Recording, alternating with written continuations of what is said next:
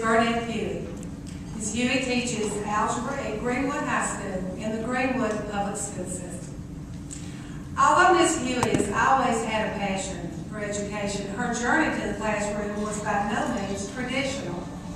She had earned her MBA and was working in corporate America as a sales associate when she realized that her mission in life was not to impact a profit and loss statement, but to impact the lives of young people.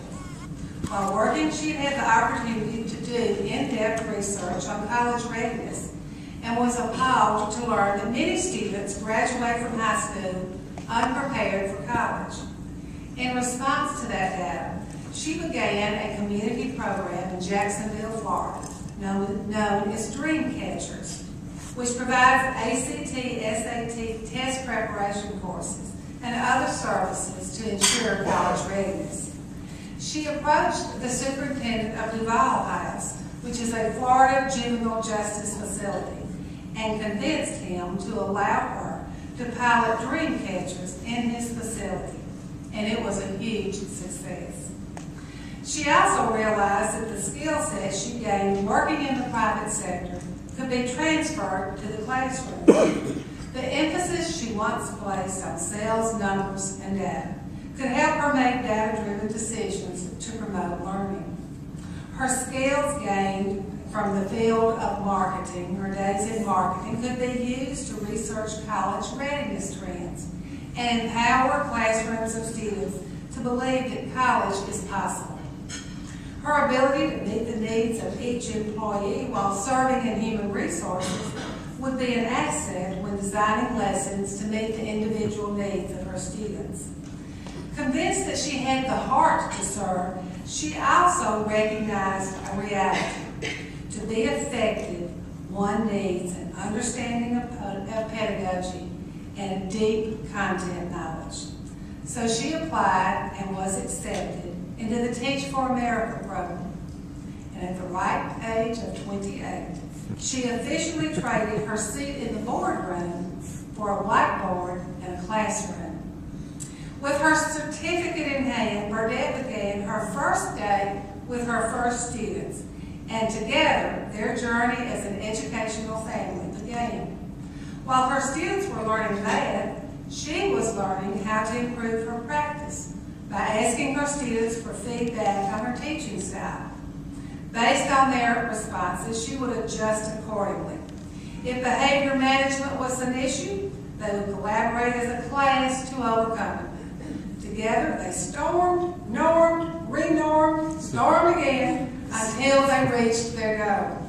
So much so that Ms. Hughey's class is known as Greenwood University. As a result of all that hard work, 86% of her students scored proficient or advanced on the state test. On the Algebra 1 test, Greenwood High School exceeded the state average and were the highest in the Delta, among the highest in the state. It is my pleasure to bring to the stage at this time Greenwood University's favorite professor, Birdette Hughey.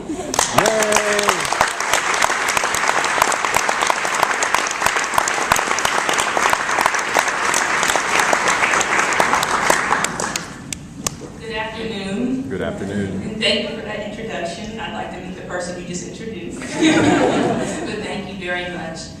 Good afternoon. I am Birdette Hughey, 2nd Congressional District Teacher of the Year. It is truly a pleasure to stand before you today as an Algebra 1 teacher at Greenwood High School in the Greenwood Public School District.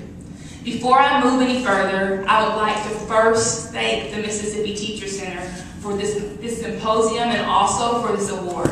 It has truly been a blessing, and it has been a blessed opportunity to meet so many different teachers and educators.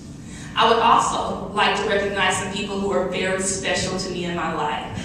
First, I have my mom and dad, the Honorable William and Willie Hughey, who drove here from Texas to come see me today.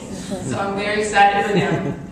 I also would like to recognize Dr. Margie Pulley, who is the superintendent of Greenwood Public School District, and Ron Nirenberg, who is the executive director of Teach for America in the Mississippi Delta. I'm recognizing them together because together they symbolize the power of partnership in education. And I am thankful for the partnership between Greenwood Public School District and Teach for America. I also have Lois Upholt here, who's been my program director, my mentor, just about anything I need. And he's from Teach for America and has taken care of me on this journey into education. We also have Dr. Wilson here today, who's the assistant superintendent, and both of us share a passion and a love for data. So thank you, Dr. Wilson, for being here today. And last, but certainly not least, I have Mr. Jair Morris and his mom, Jacqueline Howard. Jair symbolizes the reason why I wake up and teach every day. Jair was in my 4th period class, my first year I taught. And not only was the class with the highest score in QDI, Jair also achieved one of the highest math scores, and I'm not sure if I told him that, but one of the highest math scores on the state test. It has just been a blessing to teach him. And Jair, you are one of the reasons I wake up and teach every day. Thank you so much for making my first year the best year I could have ever imagined. Without further ado, I'll give you a brief background because I think I spent a lot of my time recognizing people who were special to me. My path to education was definitely very non-traditional. I walked into the campus of Florida A&M University. I had been accepted into the 5-year MBA program, and I knew that I would take corporate America by storm. But as I began to matriculate, my professors started noticing something different about me. I actually got called into one of my professor's offices, and he let me know that he had been reading through our journals. Our assignment was to basically say what we would do with our MBAs. My colleagues talked about how they would take over Wall Street and how they would take over Fortune 500 companies. But my journal read a little differently. I told them that I would like to start a teenage pregnancy center with the skill sets that I learned in corporate America. I also let them know that I wanted a residential home for people to do educational services. And I even said that I would be the Michael Jordan of education. He pulled me aside and said, I've gotten you approved to do your internships with some youth agencies. So I did internships with youth-serving organizations and found my passion. However, when I graduated, I went to work for Johnson & Johnson as a sales associate. During the day, I would do sales, and in the evening, I would work with youth. I would tutor them, help them get ready for college, and work with youth ministry at my church. And finally, I realized that I could no longer split my passion between corporate America and the students that I served. So at the age of 28, I did indeed trade in my seat at the corporate boardroom for a whiteboard in the academic classroom in the Mississippi Delta, and I am so thankful that I made that decision, and that's why I'm here today. So if you ever have a passion, and it seems weird, like exiting corporate America to teach, step out on faith, because God will not give you a vision without provision. Thank you for this opportunity, and thank you for this honor.